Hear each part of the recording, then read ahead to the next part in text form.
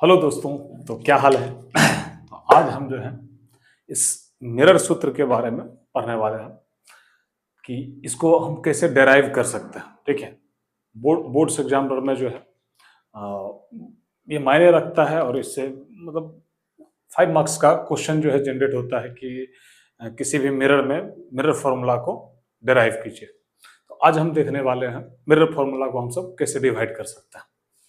तो आइए, आपके सामने एक डायग्राम दिख रहा है। ये जो है एक कॉनकेव कॉनकेव मिरर है,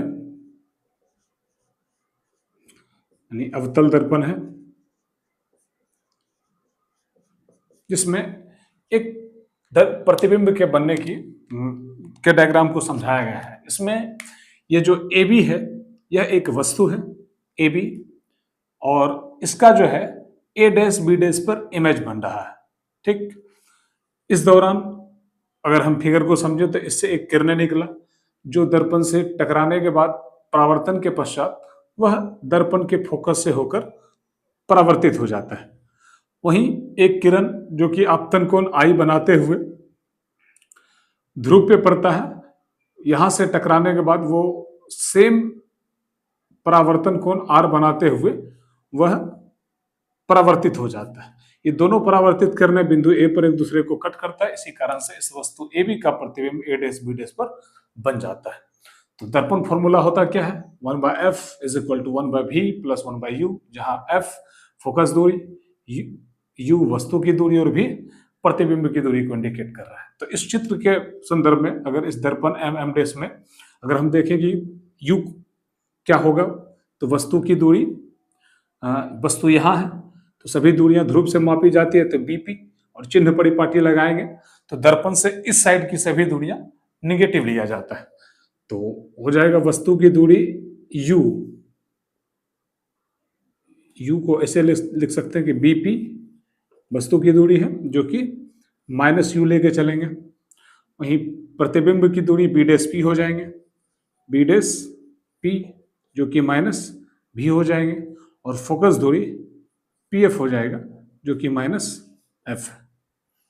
तो आइए, इसको सिद्ध करने से पहले आपको पहले एक ट्रायंगल का रूल समझा देना चाहेंगे कि देखिए, जैसे ये एक ट्रायंगल है और ये एक ट्रायंगल है, A B C D E और एफ।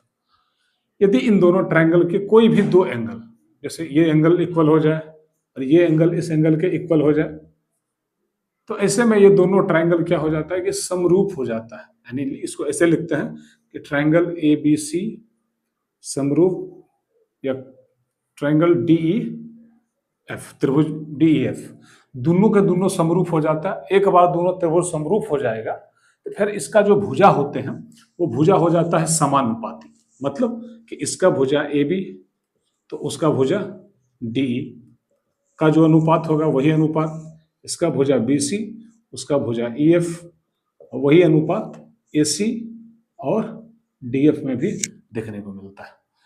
इस रूल को हम सब ए समरूपता का नियम कहते हैं। ए समरूपता। तो ये रूल जो है यहाँ पे अभी हम यूज करने वाले हैं इसमें, इसीलिए उसको पहले हम साइड से समझ लिए। तो आइए देखते हैं। सबसे पहले इसमें क्या करते हैं हम कि हम जो है चलते हैं ट्रायंगल ए बी पी और triangle A dash B dash P में। तो नौ त्रिभुज ए पी पी तथा त्रिभुज A dash B dash P में जरा ध्यान से देखिएगा। इसमें एंगल बी और इसका एंगल बी डैश, यानी इस त्रिभुज में angle B is equal to इस त्रिभुज में एंगल बी डैश, दोनों का दोनों 90 डिग्री का है। इसके अलावा परावर्तन के नियम से हम जानते हैं कि कोण आई इज इक्वल टू कोण आर। परावर्तन के नियम से, परावर्तन के नियम से अब ये दोनों त्रिभुज में दो कोण देखिए बराबर हो गया, तो बराबर हो गया तो दोनों त्रिभुज समरूप हो जाएंगे। इसीलिए त्रिभुज ए बी पी समरूप त्रिभुज A dash B dash P, उसे वही ए समरूपता से।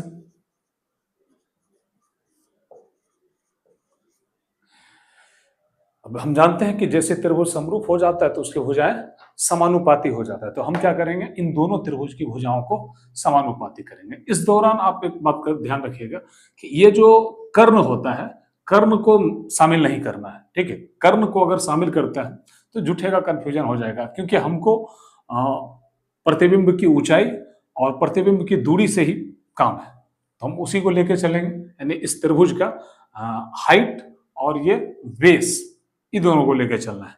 तो चलते हैं, इस त्रिभुज का अगर लेंगे तो ए बी अपॉन इस त्रिभुज का A dash B dash is equal to B P upon B dash P.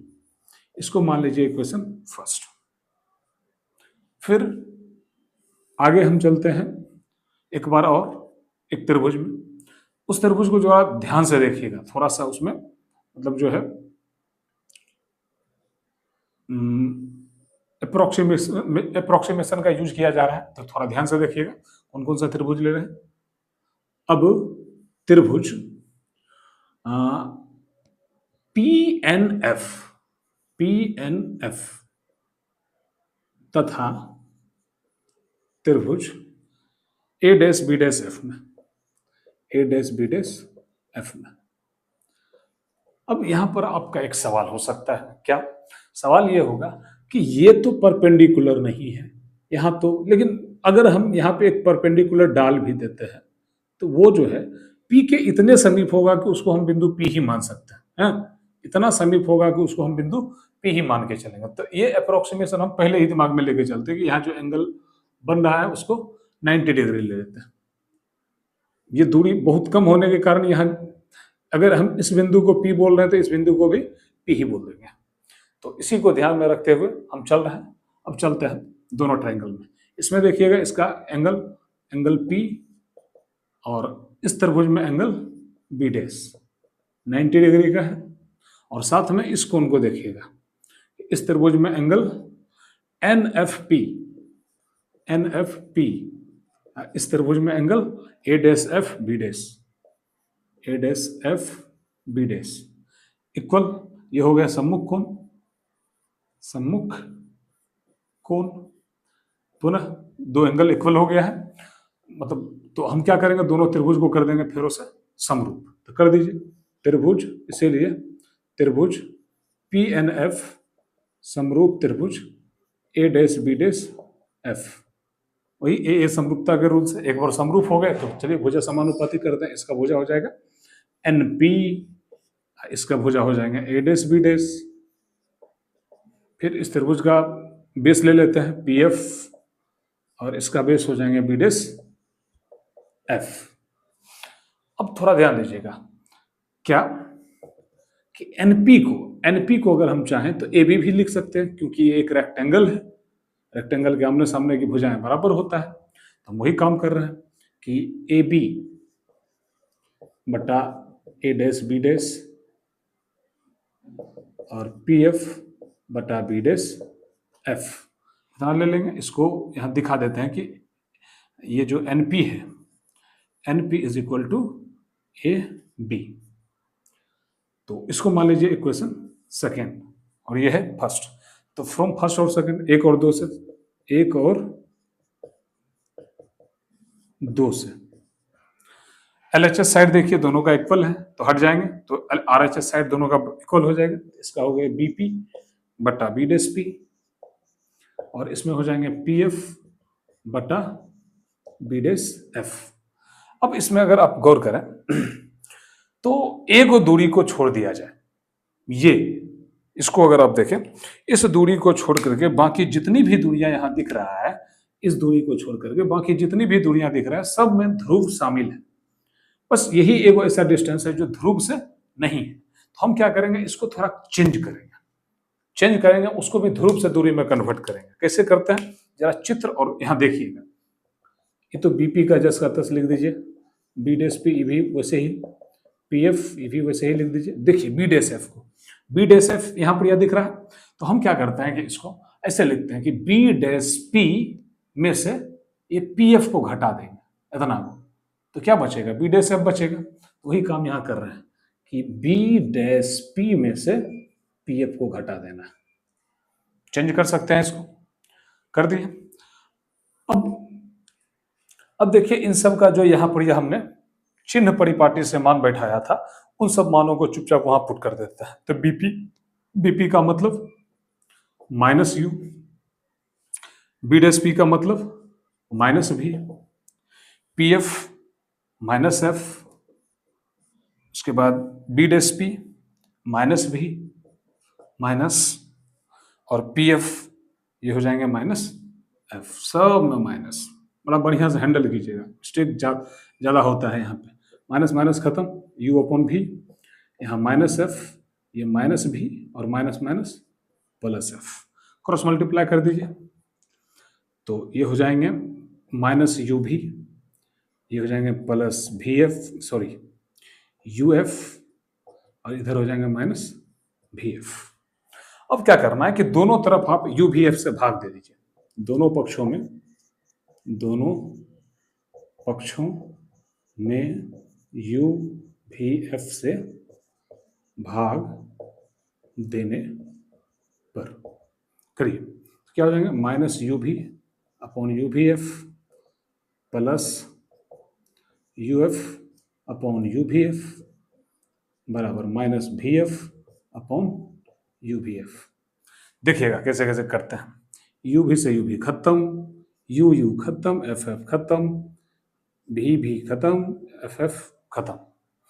तो बचे क्या, यहाँ बचे minus one by F plus one by V is equal to minus one by U. तो हम क्या करते हैं कि एफ को उस साइड ले जाते हैं, यू को इस साइड ले आते हैं। तो क्या हो जाएंगे, यहाँ पर वन बाय भी पहले से मौजूद है, यू को इधर लाएंगे तो प्लस वन बाय यू, और ये उधर गए तो वन बाय एफ। अतः हमारे पास जो निकल के आया one by F equal to one by V plus one by U. ये हो गए दर्पण फॉर्मूला प्रूफ। तो ये थे दर्पण सूत्र। जैसा कि आपको बताया बिहार बोर्ड और भी बोर्ड से रिलेटेड जो एग्जाम होता है उसमें डेरिवेशन में ये जो है 5 मार्क्स के क्वेश्चन के रूप में आता है। तो हम सब जो है इसको बढ़िया से कर लेंगे। अगर आपको यहाँ कोई भी कॉन्सेप्ट समझने में अगर दिक्कत हुआ हो तो आप कमेंट बॉक्स में बताइएगा, हम उसको फिर से और बढ़िया तरीके से तैयार करके आपके सामने रखेंगे।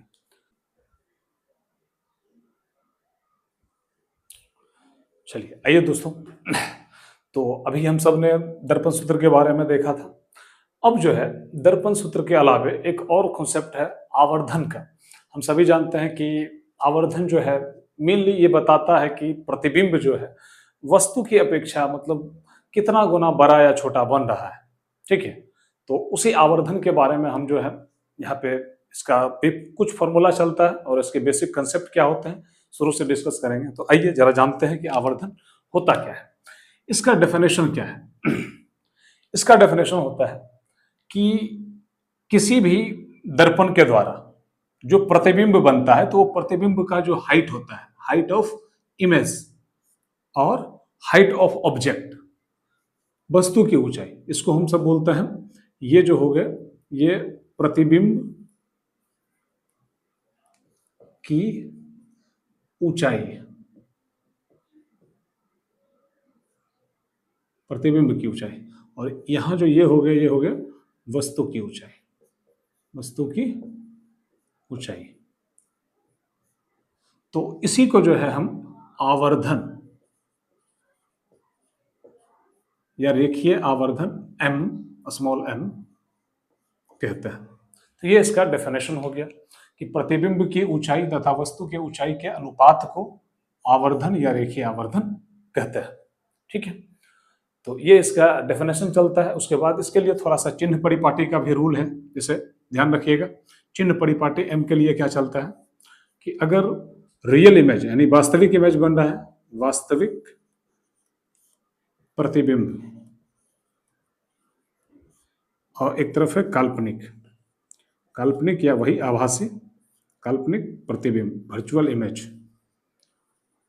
तो इनके लिए अगर देखें तो अगर वास्तविक प्रतिबिंब बन रहा है तो m जो है ये हमेशा निगेटिव हो जाता है, माइनस। जबकि अगर काल्पनिक प्रतिबिंब बन रहा है तो ये पॉजिटिव होता है। इसे आप समझ भी सकते हैं, जैसे यहाँ पे एक दिखा रहा है। जब भी देखिए वास्तविक इमेज जब भी बनता है तो क्या होगा कि प्रतिबिंब की ऊंचाई बटा वस्तु की, वास्तविक प्रतिबिंब बन रहा है तो प्रतिबिंब पक्का जो है उल्टा बनेगा। उल्टा बनेगा तो वो यहाँ मुख्य अक्ष से नीचे का जो हाइट होता है वो निगेटिव में लेते हैं, तो क्या हो जाएगा कि इसका साइन हो जाएगा निगेटिव अपॉन, अब वस्तु का ऊंचाई तो हमेशा पॉजिटिव रहेगा, निगेटिव अपॉन पॉजिटिव, तो ये सॉल्व होकर के माइनस ही आएगा। और जब भी काल्पनिक प्रतिबिंब बनता है तो वो हमेशा वस्तु के सापेक्ष सीधा ही रहता है। सीधा रहता है तो ये मतलब प्रतिबिंब भी पॉजिटिव और वस्तु की ऊंचाई भी पॉजिटिव, तो पॉजिटिव अपॉन पॉजिटिव ये पॉजिटिव ही रह जाएगा। तो इस तरह से इसके लिए चिन्ह परिपाटी चलता है। फिर इसके लिए एक फॉर्मूला चलता है आवर्धन के लिए। तो अभी देखिए फिगर बनाए थे तो इसी में सोचे उसको भी निपटा लें। तो आइए जरा देख लेते हैं चिन्ह परिपाटी से। तो आइए हम चलते हैं कि वही त्रिभुज ट्राइंगल ए बी पी और triangle A dash B dash P में, A dash B dash P में एक ट्राइंगल ये और एक ट्राइंगल ये, तो वही काम, इसमें एंगल बी और इसका एंगल बी डैश दोनों इक्वल है 90 डिग्री का। फिर परावर्तन के नियम से यहाँ जितना आपतन कोण बनेगा वही यहाँ उतना ही परावर्तन कोण बनेगा, तो परावर्तन के नियम से ये भी इक्वल। अब हम जानते हैं कि दो त्रिभुज में दो कोण इक्वल हो गया है, दो कोण बराबर हो गया है तो वो त्रिभुज हो जाता है समरूप। तो हो गया त्रिभुज ए बी पी समरूप त्रिभुज A dash B dash P, A dash B dash P. अब एक बार त्रिभुज समरूप हो गया तो उसकी भुजाएं भी समानुपाती हो जाएगा। तो इस त्रिभुज का भुजा ए बी, इस त्रिभुज का ए डैश बी डैश, फिर इस त्रिभुज का वस्तु का दूरी यानी बी पी और इसमें प्रतिबिंब का दूरी बी डैश पी। इतना हो गया। अब देखिएगा आगे, आगे क्या करते हैं कि हम इसको थोड़ा रिवर्स कर देते हैं, पलट देते हैं। तो पलट देंगे तो हो जाएंगे A dash B dash upon A B is equal to B dash P upon B P. ठीक, अब जरा मान बैठा कर देखिए, ए डैश बी डैश क्या है minus H I upon A B क्या है एच ओ, उसके बाद बी डैश पी प्रतिबिंब की दूरी माइनस भी अपॉन बी पी क्या है वस्तु की दूरी माइनस यू, ये माइनस माइनस खत्म, यहाँ क्या बच गए H I upon H O क्या होता है एम, तो यहाँ हम पुट कर दिए एम और ये माइनस को उधर दे दीजिए तो ये हो जाएगा माइनस भी अपॉन यू। तो ये जो है दोस्तों चलता है आवर्धन का सूत्र। तो ये आवर्धन, अतः हम कह सकते हैं कि आवर्धन के लिए जो जनरल फॉर्मूला चलता है आवर्धन m बराबर H I upon H O या माइनस भी अपॉन यू। इसको ये अगर हम याद रखते हैं दोस्तों तो मतलब अच्छा से आवर्धन का कोई भी मतलब क्वेश्चन को हम सब अच्छा से देख सकते हैं या हल कर सकते हैं। इसके अलावा आवर्धन से जुड़ा हुआ एक दो और तथ्यात्मक बातें हैं जिसके बारे में हम चर्चा करते हैं कि इससे कुछ सवाल पूछते हैं। जैसे ये तो चिन्ह परिपाटी आपने देख ही लिया, अब इससे कुछ सवाल पूछता है जैसे एक समतल दर्पण का आवर्धन कितना होता है। तो दोस्तों हम सब जानते हैं कि समतल दर्पण जो होता है वो हमेशा प्रतिबिंब काल्पनिक ही बनाता है और साइज भी जो होता है उतने होता है जितना वस्तु का साइज होता है। तो जब उसको डिवाइड करेंगे वस्तु का ऊंचाई प्रतिबिंब का दोनों कट जाएगा क्योंकि इक्वल होता है, इक्वल होता है कट जाएगा, कट जाने के कारण जो है उसका आवर्धन जो है हमेशा समतल दर्पण के लिए, ठीक है, समतल दर्पण का आवर्धन, आवर्धन ये हमेशा जो है +1 लिया जाता है। यह ध्यान देने योग्य एक बात था। सब आते हैं कि यदि किसी दर्पण के लिए आवर्धन प्लस या मान लीजिए ऐसे -3 है तो इसका क्या अर्थ है, इसका क्या अर्थ है। तो देखिए दोस्तों आवर्धन -3 है, इसका क्या अर्थ है चलिए देखते हैं। m बराबर -3 है तो m बराबर अगर लगा दें H I upon H O बराबर -3, इसको सॉल्व करेंगे तो क्या निकल के आएंगे, HI is equal to -3HO। अब देखिए दोस्तों, इससे क्या पता चल रहा है। पहला बात, ये जो साइन है ये क्या बता रहा है, ये निगेटिव, ये बता रहा है कि जो इमेज बनेगा वो वास्तविक होगा। तो ये बता रहा है कि इमेज वास्तविक बन रहा है, वास्तविक प्रतिबिंब। उसके बाद और साथ में ये बता रहा है -3 कि इमेज जो बन रहा है वह वस्तु से 3 गुना बड़ा है, 3HO। तो यहां प्रतिबिंब की ऊंचाई वस्तु के ऊंचाई का 3 गुना है। अतः इससे क्या बोध हो रहा है, इससे बोध हो रहा है कि जो वह दर्पण प्रतिबिंब बना रहा है उसका वह प्रतिबिंब वास्तविक है और साथ ही वस्तु की तुलना में 3 गुना ज्यादा हाइट का है। जैसे निगेटिव वास्तविक प्रतिबिंब तो हम जानते हैं हमेशा अवतल दर्पण बनाता है, तो ये दर्पण भी हम डिसाइड कर सकते हैं कि ये एक अवतल दर्पण है। तो एक ये भी सवाल पूछते हैं, तो इसको भी ध्यान में रखेंगे। इसके अलावा एक और बात जो है आपको बताएं कि आवर्धन से जुड़ा हुआ, कि कई बार ये पूछता है कि आवर्धन का यूनिट क्या होता है। यूनिट जैसे कि हम सब जानते हैं मात्रक, हर एक फिजिकल क्वांटिटीज जो होते हैं उसके कुछ ना कुछ यूनिट होते हैं। जैसे लेंथ होता है उसका मीटर होता है, मास होता है तो उसका किलोग्राम होता है। तो उसी तरह एक फिजिकल क्वांटिटीज हो गया आवर्धन, जो कि रेशियो बता रहा है HI और HO का। तो हम तो जानते हैं कि इन दोनों का मतलब हाइट अपॉन हाइट है, तो दोनों का जो यूनिट होगा वो यूनिट बाद में कट जाएगा। तो क्या लगता है आपको कि इसका कोई यूनिट होना चाहिए? बिल्कुल नहीं होना चाहिए। तो M जो है एक मात्रक विहीन भौतिक राशि है, मात्रक विहीन राशि है। तो ये था और इस तरह से आवर्धन से भी जुड़ा हुआ सभी बातें कंप्लीट हो जाता है। अब बताइएगा कमेंट बॉक्स में कि आपको ये कैसा लगा, और उसके बाद अगर कोई सुधार करने की आवश्यकता है तो आप अपना सुझाव भी नीचे दे सकते हैं।